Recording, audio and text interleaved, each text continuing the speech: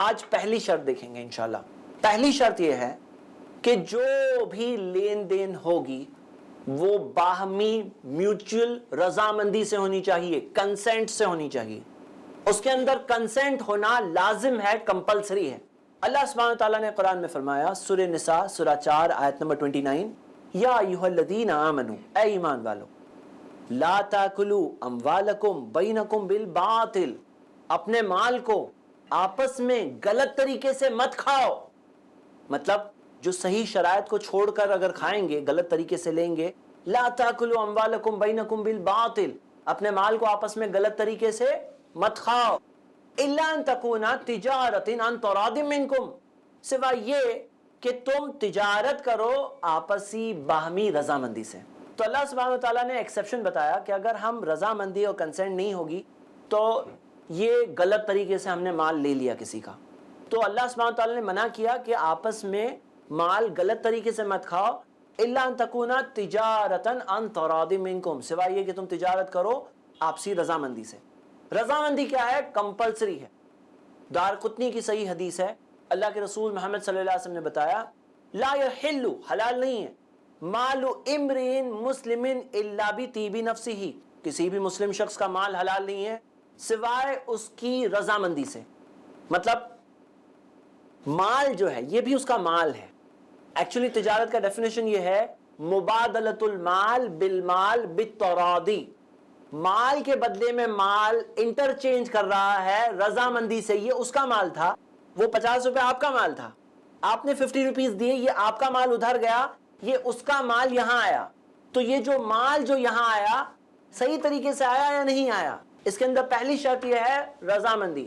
تو کسی بھی مسلم شخص کا مال جو ہے حلال نہیں ہے سوائے یہ رضامندی سے حاصل کیا گیا ہو. تو رضامندی بہت ضروری ہے، فرسٹ کنڈیشن ہے. سنن ابن ماجہ کی صحیح حدیث ہے جہاں نبی صلی اللہ علیہ وسلم نے کہا، انما البیع بالتراضی، تجارت تو ہوتی ہے رضامندی سے.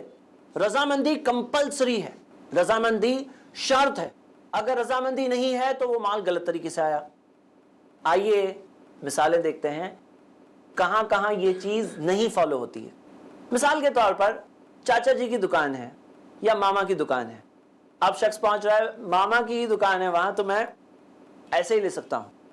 اب اگر بات یہاں یہ ہے کہ ماما راضی ہے تو ٹھیک ہے، لیکن راضی نہیں ہے، اب دیکھ رہے ہیں کہ یہ لے کے جا رہے ہیں میری چیز، تو یہ غلط طریقے سے آیا صحیح طریقے سے آیا؟ اس آیت کی روشنی میں غلط طریقے سے آیا. دوسری مثال، بیوی کا مال. یہ تو بہت کامن مثال ہے.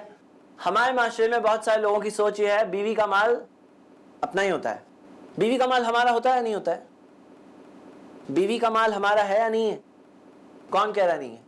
بیوی کا مال ہمارا نہیں ہے، کون کہہ رہا نہیں ہے؟ ہاتھ اٹھائیے. 2 لوگوں نے ہاتھ اٹھایا، بیوی کا مال اپنا نہیں ہے. اور 3 4 لوگوں نے کہا. باقی سب لوگ کیا بول رہے ہیں؟ صحیح بات کیا ہے؟ بیوی کا مال اپنا ہے یا نہیں ہے؟ چلیے کون کہہ رہا نہیں ہے؟ 4 لوگوں نے ہاتھ اٹھایا ہے. چلیے انہیں دیجیے. 5 آپ نے بھی اٹھا لیا. اوکے وہاں دیجیے ذرا پہلے جنہوں نے پہلے اٹھایا تھا پیچھے. آپ بہت شور دکھ رہے ہیں کہ بیوی کا مال ہمارا نہیں ہوتا ہے، تو وجہ بتا سکتے ہیں؟ وداؤٹ کنسنٹ نہیں ہے اپنا. لیکن بیوی ہے نا، وہ اپنی، کوئی اپنی بیوی کے مال کی بات کر، کسی اور کی بیوی نہیں. خود کی بیوی کا مال ہمارا ہے یا نہیں ہے؟ وداؤٹ کنسنٹ بیوی کا مال بھی نہیں ہے. ہاں اوکے، کنسنٹ رضامندی کی بات وہاں پر بھی اپلائی کریں گے، ان کا کہنا ہے. اور کوئی بھائی کچھ بات کہنا چاہتا ہے؟ ہمارے بھائی نے بالکل صحیح جواب بتایا. بیوی کا انتقال ہو گیا اگر، تو بیوی کے انتقال کے بعد شوہر کو کتنا ملتا ہے؟ آپ میں سے کون بتائے گا؟ اس کی پراپرٹی میں سے، بیوی کی پراپرٹی ہے نا، اس کی پراپرٹی میں سے شوہر کا کتنا حق ہے؟ اگر بچے ہیں تو پاؤ 1/4، اور بچے نہیں ہیں تو آدھا. مطلب اگر بچے ہیں تو پاؤ اسے ملا، پونا کسی اور کو ملا، تو یعنی پورا اس کا تو تھا ہی نہیں، اسی لیے پاؤ اسے مل رہا ہے. 1/4 جب اسے مل رہا ہے یا آدھا جب مل رہا ہے جب بچے نہیں ہیں، تو یعنی پورا اس کا نہیں تھا اسی لیے آدھا ملا. اگر پورا اس کا ہے تو آدھا کیوں مل رہا ہے نا. اور اس میں مزید جب بیوی کو مہر دینے کہا گیا ہے تو پتا چلا کہ بیوی کا مال الگ ہے، اسی وجہ سے اسے مہر دیا جا رہا ہے. تو صحیح بات تو یہ ہے کہ مردوں کو الٹا لازم کیا گیا ہے کہ بیوی پر خرچ کریں. گھر کے خرچے جو ہوتے ہیں، بیوی کے کپڑوں کے خرچے، جو بھی اس کی ضروریات ہے، کھانا کپڑے وغیرہ جو کچھ ہے اس کی ضروریات، وہ ضروریات پورا کرنے کی ذمہ داری اللہ تعالیٰ نے کس پر ڈالا ہے؟ مردوں پر۔ اچھا بیوی مالدار ہو اور شوہر غریب ہو تو گھر کے خرچے کون سنبھالے گا، بیوی یا شوہر؟ بیوی مالدار ہے، ہاں ہو سکتا ہے کروڑ پتی اور شوہر بیچارے اس کے پاس کچھ پیسے نہیں ہیں، تو گھر کے خرچے کون سنبھالے گا؟ ذمہ داری کس پر ہے؟ جی ایک حدیث ہے کہ ایک صحابہ نے اپنے شوہر کو زکوٰۃ کا مطلب ایک حدیث آئی تھی، تو بس اتنا ہی میرے کو معلوم ہے۔ بہت اچھی بات آپ نے کہی، ماشاءاللہ۔ انہوں نے ایک حدیث بتائی ہے اور یہ عبداللہ ابن مسعود کی اہلیہ کے متعلق ہے کہ انہوں نے نبی صلی اللہ علیہ وسلم سے جا کر سوال پوچھا کہ نبی صلی اللہ علیہ وسلم کیا میں اپنے شوہر کو زکوٰۃ دے سکتی ہوں؟ انہوں نے جب اپنی زکوٰۃ نکالی، زیورات پر زکوٰۃ نکالی، اور جب دینے جا رہی تھی تو ان کے شوہر نے کہا کہ میں خود اتنا غریب ہوں، مجھے ہی دے دو۔ تو انہوں نے نبی صلی اللہ علیہ وسلم سے پوچھا کیا میں اپنے شوہر کو زکوٰۃ دے سکتی ہوں؟ تو نبی صلی اللہ علیہ وسلم نے کہا ہاں دے سکتے ہو، اور ڈبل اجر ملے گا، ایک تو زکوٰۃ دینے کا اجر ملے گا، دوسرا صلہ رحمی کا جو رشتہ داری کا جو اجر ہوتا ہے وہ اجر بھی ملے گا۔ تو ہم یہ دیکھتے ہیں کہ بیوی شوہر کو زکوٰۃ دے سکتی ہے لیکن شوہر بیوی کو زکوٰۃ نہیں دے سکتا، کیونکہ بیوی کے اخراجات جو ہے وہ شوہر پر ہوتے ہیں، اور بیوی بہت مالدار ہو تو بھی گھر کے خرچے کی ذمہ داری شوہر پر ہی ہے۔ لیکن اللہ کے رسول صلی اللہ علیہ وسلم نے کہا، سنن ابی داؤد کی حدیث ہے کہ جو تم کھاتے ہو وہ کھلاؤ، جو تم پہنتے ہو وہ پہناؤ۔ اب تم مرغی کھا رہے ہو اور اس کو دال روٹی یا چٹنی روٹی، تو ایسا نہیں ہے۔ اب آدمی کہے میں خود بھی چٹنی روٹی کھاتا ہوں، بیگم تمہیں بھی چٹنی روٹی کھلاتا ہوں، اب وہ کروڑ پتی ہے، وہ کہہ رہی مجھے تو چٹنی روٹی سے کام نہیں چلے گا، تو اب جو کرنا ہے کرو، لیکن میں تو اتنا ہی کھلا سکتا ہوں کیونکہ میں خود بھی یہی کھا رہا ہوں۔ ہاں تو صحیح بات تو یہ ہے کہ خرچے جب مردوں پر ہے تو بیوی کا مال تو اس کا ہے نہیں، ہے نا؟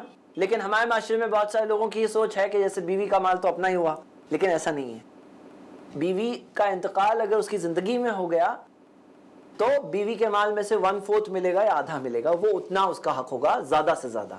تو ہم یہ دیکھتے ہیں کہ یہ ایک رضامندی کی ایک اور مثال ہے۔ آپ میں سے کون رضامندی جہاں فالو نہیں ہوتی اس کی کوئی مثال بتائے گا؟ جہاں رضامندی پر عمل نہیں کیا جاتا اس کی کوئی مثال بتائیے۔ جی یہاں پر ہمارے سامنے وہ سوال آئے گا جو تھوڑے ٹائم پہلے تھا کہ مان لیجئے کہ کوئی رضامندی سے بیچنے والا اسے 50 روپے کی جگہ 500 روپے میں بیچ رہا ہے اور خریدنے والا راضی ہے، ہاں میں 500 روپے دینے تیار ہوں، دونوں راضی ہے، تو کتنا پروفٹ لینا حلال ہے یا جائز ہے؟ تو یہاں پر ہم یہ دیکھتے ہیں کہ کیا کیا ناجائز ہے وہ دیکھ لیں۔ اگر آدمی کہے گا کہ یہ گلاس میں پانی پیتے ہی تمہارے نصیب بدل جائیں گے، 500 روپے میں دے رہا ہوں، ہاں تو ظاہر سی بات ہے 500 روپے میں اگر یہ 50 روپے کا گلاس بیچنا ہے تو کچھ نہ کچھ جھوٹی بات آدمی کو نارملی بولنی پڑے گی، اور جھوٹی بات بول کر کے تجارت کرنا اسلام میں ناجائز ہے، جھوٹ نہیں بول سکتا ہے۔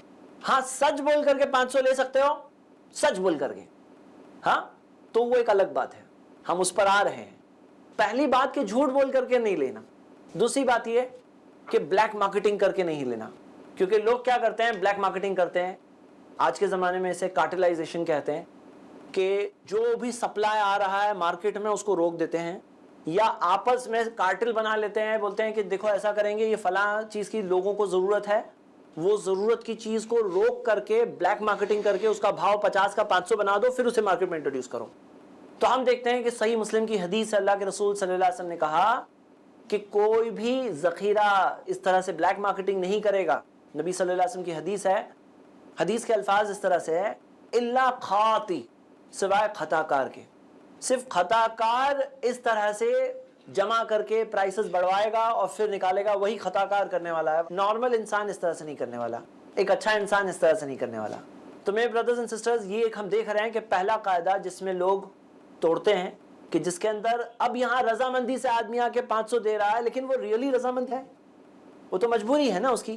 جب بلیک مارکیٹنگ کر کے کوئی نیسیسٹی، کوئی اہم چیز کا بھاؤ بڑھا دیا گیا ہے تو وہ تو ایک مجبوری ایک انسان کی، کہ اس کو جیسے مثال کے طور پہ دودھ کا بھاؤ بڑھا دیا گیا، کیسے سپلائی روک روک کر اس کا بھاؤ بڑھا دیا گیا، اب وہ اس کی نیسیسٹی ہے، وہ آ کر دے رہا ہے 500 روپے کوئی چیز کا جو 50 روپے کی ہے، لیکن وہ کرنا بھی اسلام میں جائز نہیں ہے۔ ایک چیز جھوٹ بول کر کے بھاؤ بڑھانا جائز نہیں ہے، نمبر 2 بلیک مارکیٹنگ کر کے بڑھانا جائز نہیں ہے، نمبر 3 مارکیٹ میں کوئی بھولا بھالا آدمی آیا اور اس کو کچھ معلوم نہیں ہے کہ کیا بھاؤ چل رہا ہے، کیا چیز ہے، اور اس کی بھولا ہونے کا فائدہ اٹھا کر، اس کو علم نہ ہونے کا فائدہ اٹھا کر ایک شخص اگر کوئی بھی بھاؤ لے رہا ہے تو ہم دیکھتے ہیں کہ اللہ کے رسول صلی اللہ علیہ وسلم کے زمانے میں ایسا ہوتا تھا کہ باہر سے کارواں آتے تھے. جب کارواں آتے تھے تو کچھ لوگ باہر نکل کر کے کارواں مارکیٹ میں پہنچے، ان کے پاس پہنچ کر کے وہیں پہ ڈیلنگ کر لیتے تھے، وہیں پہ ڈیلنگ کر کے وہیں پہ خرید لیتے تھے. تو نبی صلی اللہ علیہ وسلم نے کہا، صحیح بخاری کی حدیث ہے کہ لا تلقر رکبان، جو آ رہا کارواں وہاں جا کر نہیں حاصل کرو، مت لو. نبی صلی اللہ علیہ وسلم نے منع کیا. اور پھر کہا ایک حدیث جو صحیح مسلم میں ہے کہ جو ایسا کرے گا، جو خرید لیتا ہے وہاں جا کر. اب یہ کارواں والے لوگ مارکیٹ میں جب آتے ہیں اور وہاں جا کے دیکھتے ہیں کہ اچھا اس نے تو اتنے میں خرید لیا، مارکیٹ میں تو اتنا بھاؤ چل رہا ہے، تو اللہ کے رسول صلی اللہ علیہ وسلم نے کہا کہ فہو بخیار، وہاں پہ پھر اس کو اختیار مل جائے گا. مطلب کہ وہ شخص جو مارکیٹ میں آیا اب وہ آ کے کہتا ہے کہ دیکھو میں نے جو بیچا نا، ٹرانزیکشن کینسل کرنا چاہتا ہوں، یہاں پہ تو بھاؤ زیادہ چل رہا ہے. پتہ چلا وہ ایک دھوکہ دہی والی بات نہ ہو کہ مارکیٹ میں کیا بھاؤ ہے وہ اسے پتہ نہیں ہے، اس کا فائدہ اٹھا کر کے کوئی وہاں جا کے خرید رہا ہے، تو وہ چیز کو نبی صلی اللہ علیہ وسلم نے منع کیا.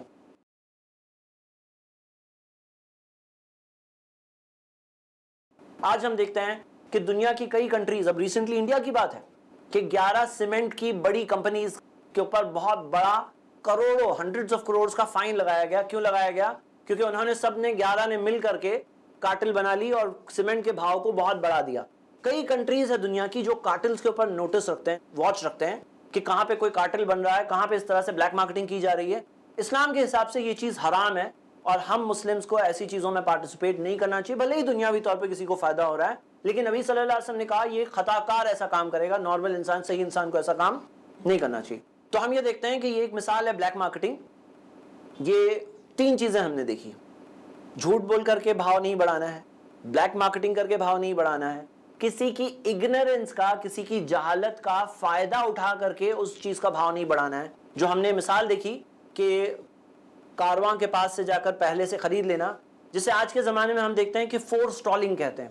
فور سٹالنگ یہ ہے کہ مارکیٹ میں پروڈکٹ آتا ہے اس سے پہلے ہی سارے سپلائرز کو روک دیا جائے، ایسا کرو تم مارکیٹ میں مت اتارو، ہم لوگ خرید رہے ہیں، پھر ہم لوگ اپنے بھاؤ پہ اتاریں گے.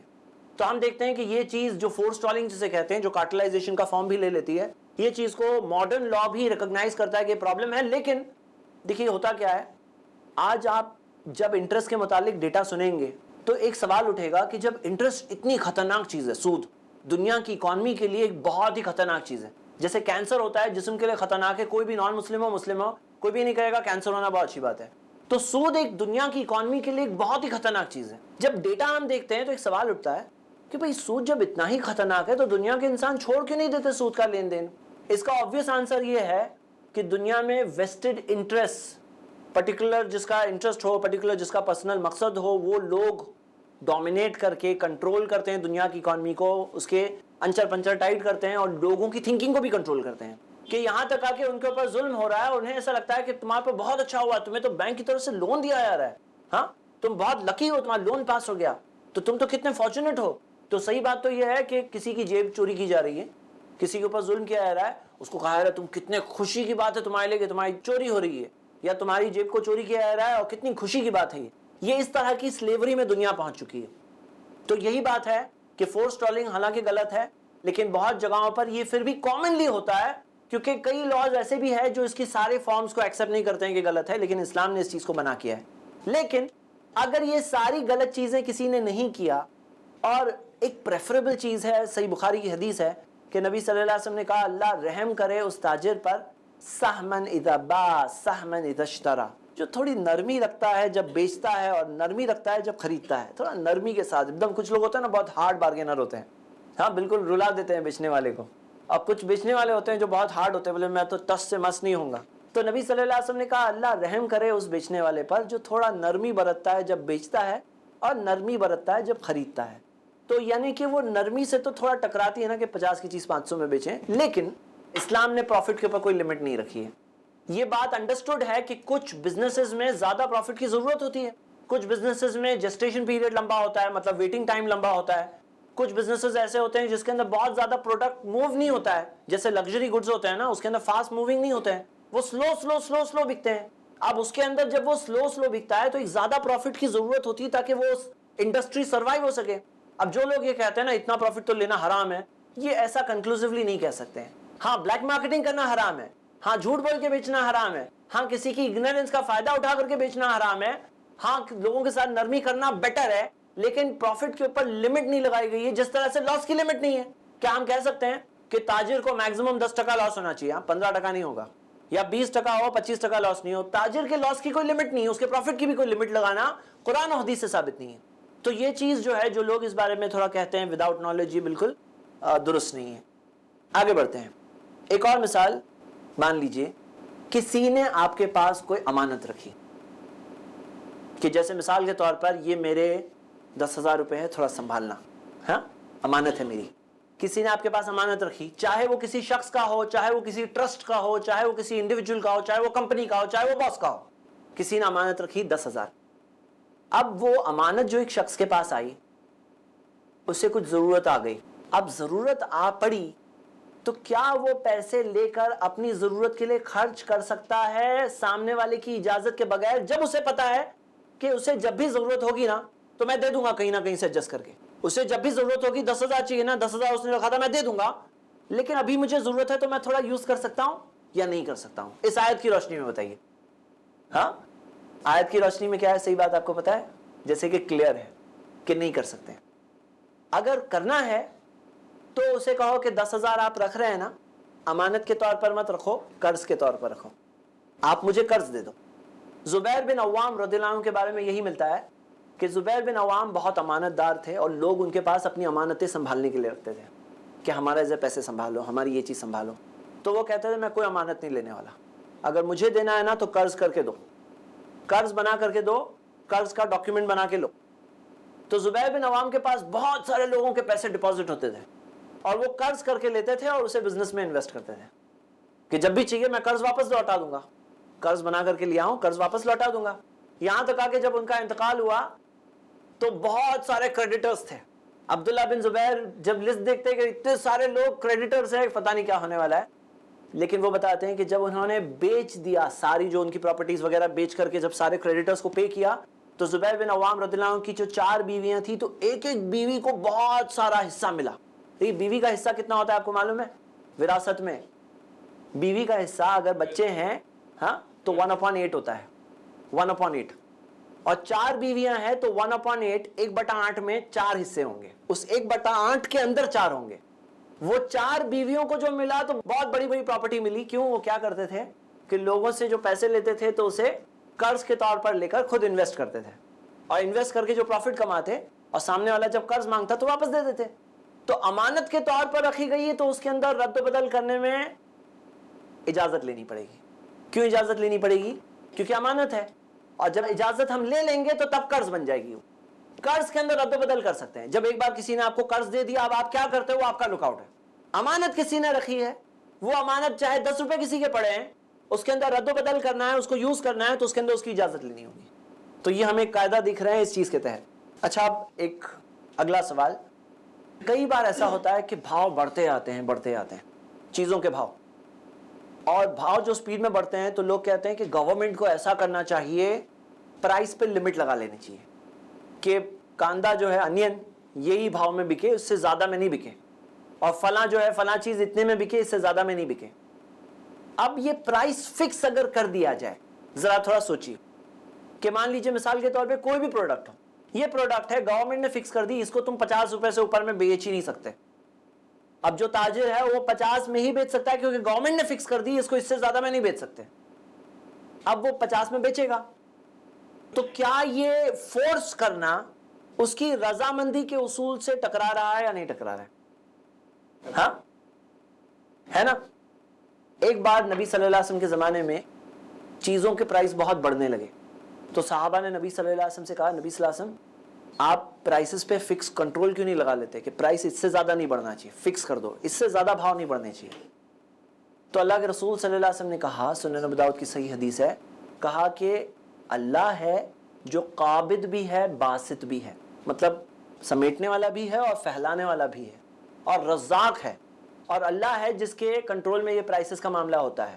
نبی صلی اللہ علیہ وسلم نے کہا, اور میں اللہ کا بندہ ہوں, اور انی لارجو, مجھے یہ امید ہے کہ میں اللہ کے سامنے قیامت کے دن پہنچوں اس حال میں کہ میں نے کسی کے اوپر ظلم نہیں کیا ہے اور کوئی کچھ چیز مجھ سے مانگنے نہیں آئے. مطلب کیا ہے؟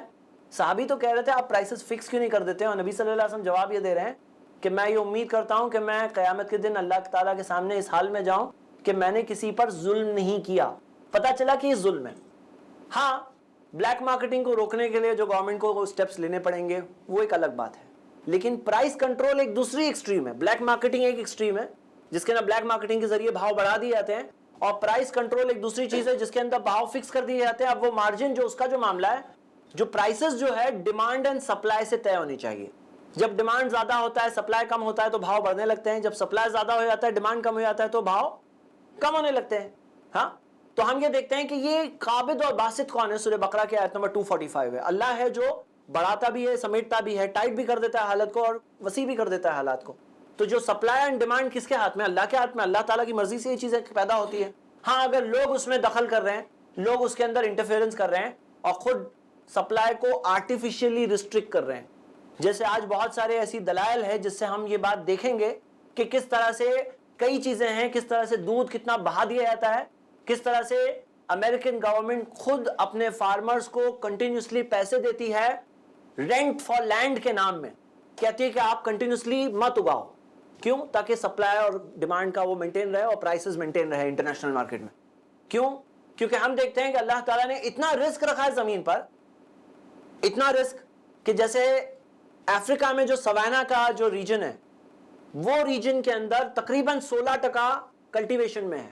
اگر وہ پورا ریجن کلٹیویشن میں آ جائے تو پوری دنیا کا جو فوڈ ریکوائرمنٹ ہے نا صرف افریقہ کے سوانا ریجن سے پورا ہو جائے گا. اتنا اللہ تعالیٰ نے برکت رکھی ہے.